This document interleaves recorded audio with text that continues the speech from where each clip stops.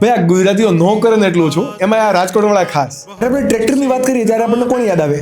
સ્વરાજ કે પછી મહિન્દ્રા, રાઈટ? મોટા ટ્રેક્ટર મેન્યુફેક્ચરર છે, પણ આ નાના નાના ખેડૂતો માટે મિની ટ્રેક્ટર ક્યાંથી બન્યા? રાજકોટના એક ગેરેજમાંથી. આ કહાની છે રાજકોટના બે ભાઈઓ જીટી પટેલ અને એમટી પટેલની. હવે આ બંને ભાઈઓ ખેડૂત પરિવારમાંથી આવે, એટલે એને ખબર હતી કે ભાઈ નાના ખેડૂતો પાસે 2 થી 5 એકર જેટલી જમીન હોય અને આ જમીનમાં કઈ મોટા મોટા ટ્રેક્ટર ચલાવવા પોસિબલ નથી અને એ ખેડૂત આ મોટા ટ્રેક્ટર ખરીદી પણ ના શકે. એના લીધે નાના ખેડૂતો હજુ પણ બળદગાડા વડે જ ખેતી કરતા હતા.